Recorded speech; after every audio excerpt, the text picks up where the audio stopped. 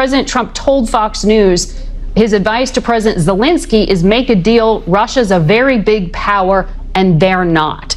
You know, there's concern from the Europeans that President Zelensky is going to be bullied into signing something away. That's why you have these European leaders coming as backup tomorrow.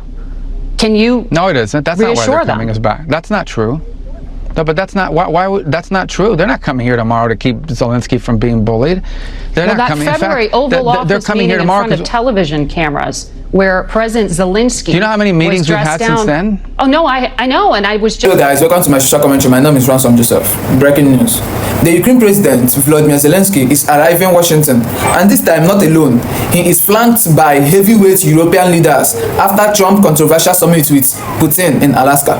Joining President Zelensky are Francis Emmanuel Macron, UK's Keir Starmer, Germany Friedrich Merz, Finland Alexandra Stubb, Italy Giorgia Meloni, the EU's Ursula von der Leyen, and NATO's Mark Rutte, forming a united front to ensure Ukraine's sovereignty isn't compromised. The European leaders are determined to counter that narrative, pushing for robust security guaranteed and backing Ukraine's right to remain intact. Watch this. President Trump told Fox News his advice to President Zelensky is make a deal. Russia's a very big power, and they're not.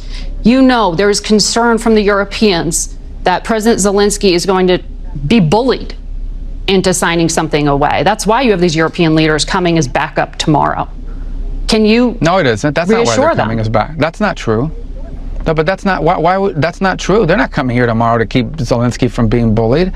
They're not coming. February Oval Office meeting in front of television cameras where President Zelensky. Do you know how many meetings we've had since then? Oh no, I know, and I was just up in Alaska watching the one with Vladimir Putin where a red carpet rolled out. No, but with Zelensky, we've had more meetings. We've had one meeting with Putin and like a dozen meetings with Zelensky. So but that's not true. They're not coming here tomorrow to keep Zelensky from being bullied. They're coming here tomorrow because we've been working with the Europeans. We talked to them last week. There were meetings in the UK over the previous weekend. And they said President Trump was going to demand a ceasefire as early as Thursday.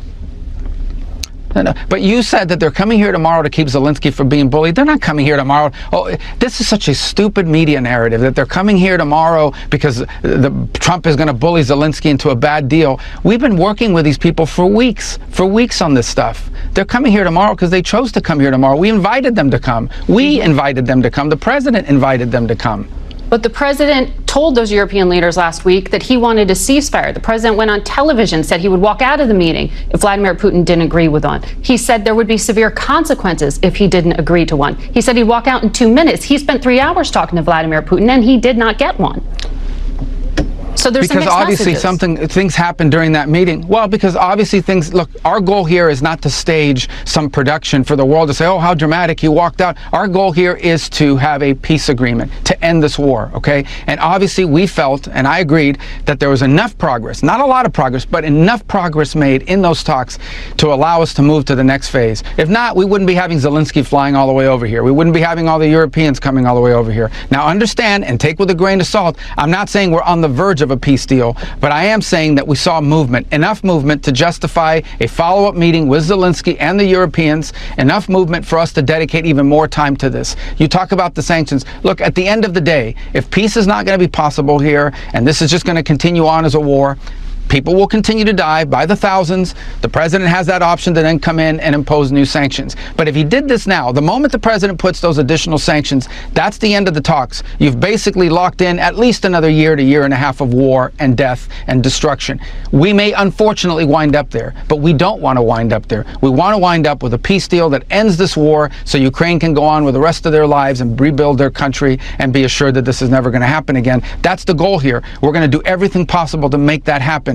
If it's doable, it will require both sides to make concessions. It will require both sides to get things they're asking for. That's how these deals are made, whether we like it or not. Okay, so after the really embarrassing meeting between Donald Trump and Vladimir Putin, where U.S. soldiers on their knees rolled out the red carpet for Putin, a war criminal who is indicted by the International Criminal Court, Zelensky will be coming to the White House. So the question is, what can we expect? Well, as of the moment I'm recording this, there have been rumors that both a bunch of European leaders have decided to come to the White House with Zelensky, And there's a rumor that Donald Trump is saying no to them. I don't know which is true here. Probably by the time you see this, we'll know. But regardless, if in fact they are coming, there's one reason. Because they know that Donald Trump sold out Zelensky, and they're coming to strengthen Zelensky's position. If they're not allowed to come, there's one reason. Because Donald Trump knows he sold out Zelensky and was weak, but he doesn't want these people coming and changing his mind. So one of the big questions is, what are the areas that are really going to be discussed that are important that we need to be watching for? And then I'll kind of end with what should we really do in this case if we want to stand with Ukraine and watch Russia fail, which, by the way, they are losing this. So there's really three critical issues here. One is territorial lines. The next question is whether or not there will be a ceasefire, and exactly what Europe is doing regardless of what the United States does. So in these negotiations with Putin, we don't know what has been agreed to and what hasn't, or what's been suggested to have been agreed to and what hasn't. So Donetsk and Luhansk are two areas that Ukraine and Russia have been fighting over since 2014. But in this full-scale invasion, which commenced in 2022, obviously there has been quite a bit of fighting on that front. The front is basically not moving because of a sheer amount of first-person view drones, which almost disallows for any movement on the front lines. But Russia has made very, very tiny gains at a huge human cost. And right now, where Ukraine is actually a natural barrier because of the geography to holding Russia out, which is why Russia is spending, again, 1,000 men's life a day to try to take any amount of territory. Well, what Vladimir Putin claims is if Ukraine just gives him the rest of that territory, and Luhansk as well, that they will just freeze the line where they exist elsewhere. Let's think about Zaporizhia and some other places. Let's think about that for a second. Russia is having to expend 1,000 men a day to take small bits of this area of Donetsk and how he just wants it from Ukraine. And by the way, this is not a small territory. This is big. This is like thousands of square miles left that Ukraine would be expected to simply walk away from and allow the Russians to come into. So the question is, what's done with the territory lines? Like, in reality, what should be done is Ukraine continues to hold its claim on the territory that Russia has seized. If they're not going to take it back, it would be a de facto recognition of Russia's involvement, which means simply recognizing the fact that Russia is there, but not legally recognizing Russia's position in that territory. But ultimately, the big thing is this. It is up to Ukraine to decide. It has been confirmed that, yes, European leaders are going to be going to the United States alongside with Zelensky. So who's coming and what on earth is going to be happening moving forward? Because we have heard something from Zelensky, which is a little bit of a change. So who is going to this meeting? Well, it's the people who I said was going to go. At that point, it was still speculatory, but now it has been confirmed. That's right. You've got members of the EU, NATO, Germany, France, Finland, Italy, and of course, the UK. But what's going to happen during this meeting? Well, in his nightly speech, Zelensky said that when it comes to negotiations, we're not doing any land swap. Instead, let's start negotiations where the current front line is. Remember, under the Russian plan, Ukraine would have to give up 2 of their regions, which makes no sense. So Zelensky's like, let's just start where we currently, this is exactly what Zelensky's been saying from day one. Hey, let's go ahead and have a ceasefire and then talk. I don't think this is something that Putin's going to go for, but I think with all the European leaders coming over, Trump may be like, okay, well, let me go back to Putin. And to quote Zelensky on this, he says, we need real negotiations, and that means they can begin where the front line currently stands. The line of contact is the best line for negotiations.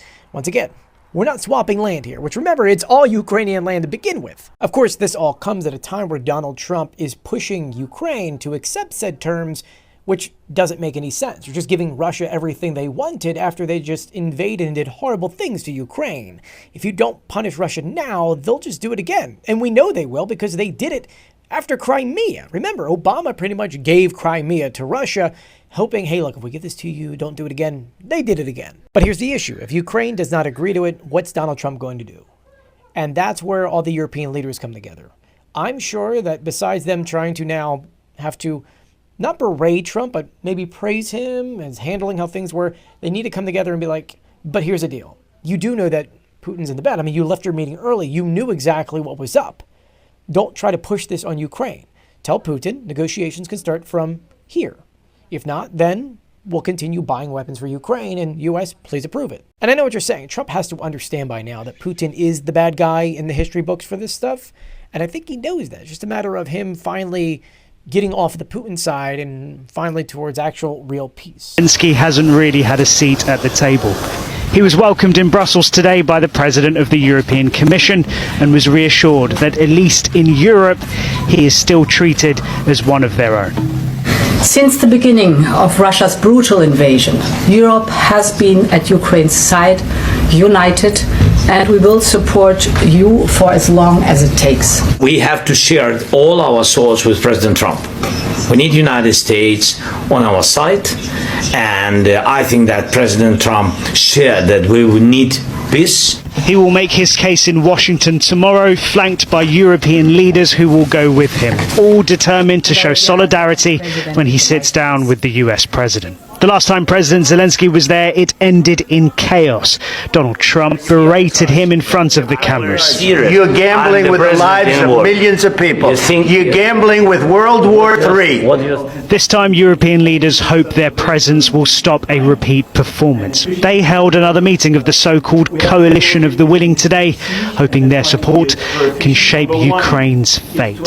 While one of the men at the 3-on-3 meeting with Putin, Steve Witkoff, tried to soothe Ukrainian fears, saying a security guarantee is on the table. We got to an agreement that the United States and other European nations could effectively offer Article 5-like language to cover a security guarantee. But Putin's position has not shifted. He wants territory, specifically the Donbass. Years of brutal war haven't delivered it, and he now hopes diplomacy will. On the front line, Ukrainian soldiers are still fighting, and the idea of simply handing over land seems unthinkable. How could we just give away our territories? We must go all the way. Too many of our people have already been killed, and many more may die. To make sure their sacrifice is not in vain, we must go to the end. And yet Kyiv may still... They're not letting Zelensky go alone to the White House tomorrow. After seeing how this whole thing played out, where we rolled out a red carpet for Putin, the rest of Europe was like, no, you're not going alone on this one. Especially after the last time they met in the Oval Office, it was a complete and total shit show. So who's all going? We've got the British Prime Minister, the German Chancellor, the Italian Prime Minister, the President of France, the President of Finland, NATO's Secretary General, and the European Commission President. This is a show of force and unity behind Zelensky that I think will help. Trump doesn't like to be ganged up on. So when they met at the White House last time, it actually was J.D. Vance who called out Zelensky on his outfit. So it was Trump, Vance, and some other people. But it was very heavily U.S. side, and Zelensky was alone. Well, not this time. Not this time, baby.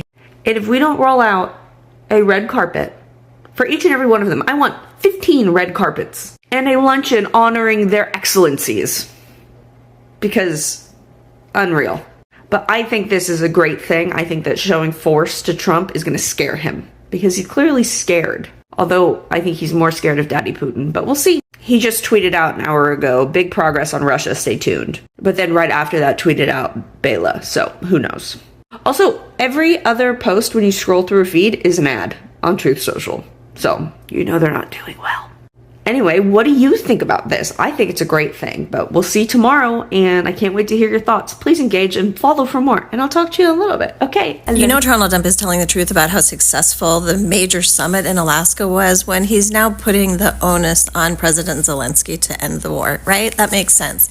He posted, President Zelensky of Ukraine can end this war with Russia almost immediately if he wants to, or he can continue to fight. Remember how it started. Getting back Obama-given Crimea 12 years ago without a shot being fired, and no going into NATO by Ukraine. Some things never change. So Ukraine, it is now up to you, according to this fat orange turd, to end the war. He also posted, the very unattractive, both inside and out senator from Connecticut, Chris Murphy, said, Putin got everything that he wanted. Actually, comma, nobody got anything in quotes. Too soon, comma, but getting close, period. Murphy is a lightweight who thinks it made the Russian president look good, and coming to America actually was very hard for President Putin to do so. It was the only place he could possibly travel in the world without getting arrested. This war can be ended now, but stupid people like Chris Murphy, John Bolton, and others make it much harder to do so. Do they make it harder? Do they make it harder because they say little things and that hurt your little feelings? And then you can't, like, be the best deal maker in the world because your little feelings are hurt, Ronald? Is that what's going on? Because how else does that make any sense? Welcome back, guys. President Zelensky's message is clear. Any peace must be long-lasting based on the current front lines and demands no capitulation of the Ukraine territories. As talk begins, global eyes are on whether this coalition visits will or can reshape the outcome, holding firm against dangerous positions and securing a future built on genuine support, not geographical bargaining. Tell us what you think about this in the comment section. Don't forget to hit the like button and subscribe as we bring you more news and updates from the heart of the world. Gotcha.